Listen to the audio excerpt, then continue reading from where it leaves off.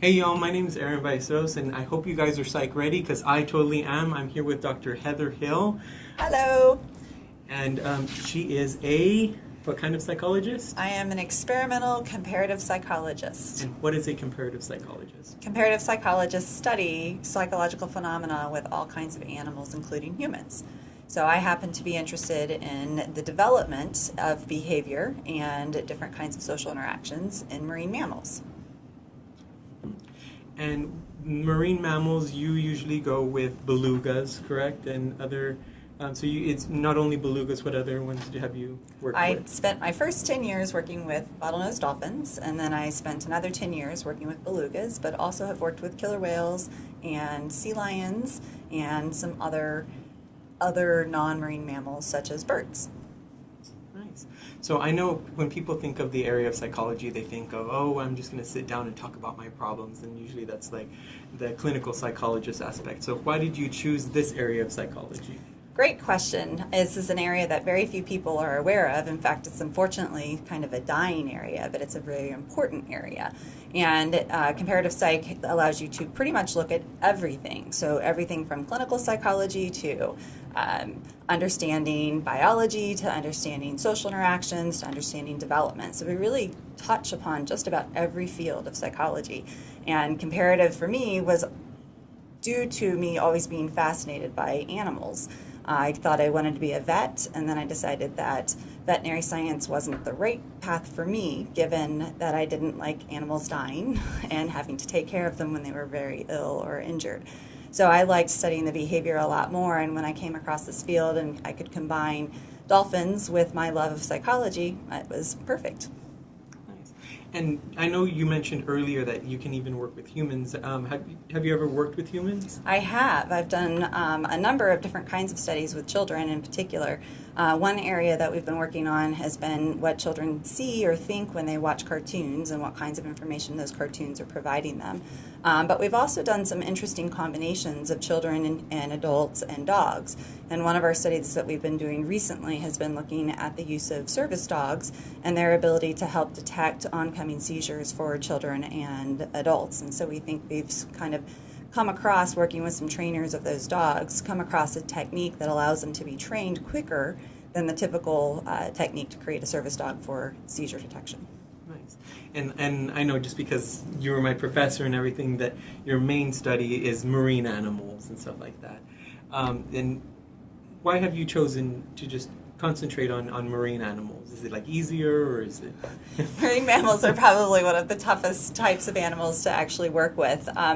In experimental psychology, most animals that are worked with are lab animals like rats and birds, and actually today dogs have become very popular. Marine mammals are probably some of the worst animals to try to work with because they're very difficult to access, and to be able to train in the right ways to answer the questions about cognition and different kinds of abilities that we might be interested in looking at them.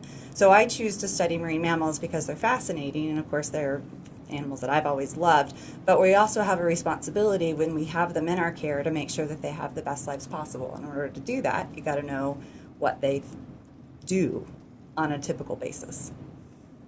And of course, you went to grad school because you're a doctor. You have a PhD. Right.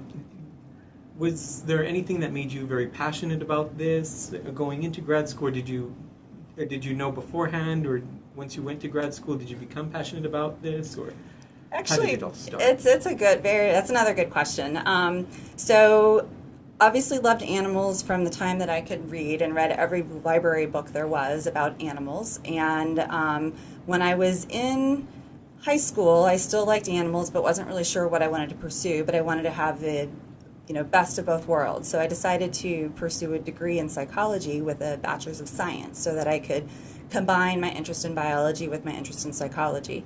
And while I was going through undergraduate, I really thought I was going to be working more with people and moving into the clinical realm, and in particular working with children with behavioral disorders. And my idea was to use dolphins in therapy with them.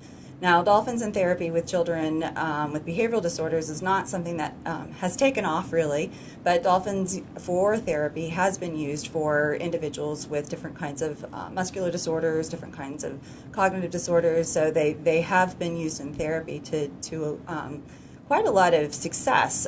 Horses are used in therapy, dogs are used in therapy, cats, birds, you name it. Basically, it's just the idea of this is something that the kids can relate to. Unfortunately, but maybe fortunately, I did not get accepted to clinical child programs my first go around. And in the time that I was trying to look for what to do with myself and to apply for the next round, I stumbled across this new program that had started at the University of Southern Mississippi with Dr. Stan Kuchai. And he was taking his developmental background of working with children in language acquisition and wanted to apply it to dolphins. And so he was working on a new program at USM in the comparative psychology realm where he was taking his background in humans and applying it to questions about animals. And I thought that was fascinating because that was absolutely what I was interested in. So the passion had always been there, but trying to find the right path took a little effort. And I have to say, lots of doors closed so that the most important door opened, and I was able to go through it and be where I am today. Wow. It sounds like you do a lot, and I know you do a lot because I remember when I was going to St. Mary's, it was like, these are my office hours and these are my hard office hours, because once office hours are done, you were off out and about doing your stuff. So you're a very busy woman, a very busy doctor and whatnot. So have you thought about writing a book? I have, actually, and I have thought one of my goals has always been to write, first of all, a children's book, and trying to figure out what the right topic for a children's book would be. So I have some different ideas, and of course I would love to try to explore the idea of belugas in my children's book. And so I kind of have a working title, but I'm not going to share it because I want to keep it. But I've also thought about writing a book about what we know about belugas. And so that's something that's kind of in the future for the next, probably the next 2 to 5 year range, because it takes quite a bit of effort to write a lot of books. Yeah, of course. And we're working very diligently on trying to get the research out there. So we've been studying the same group of animals in a captive facility along with multiple facilities for the last 10 years. So we're finally starting to understand a little bit about what at least captive belugas do. And the good news is they do a lot of the same things that the wild belugas do. Well, thank you very much. Welcome. Thank you, Erin. Thank you. Appreciate it. Thank you, Dr. Heather Hill. And now Dr. Heather Hill is psych ready. Thank you very much. It's been a great day, and see you next time. Bye.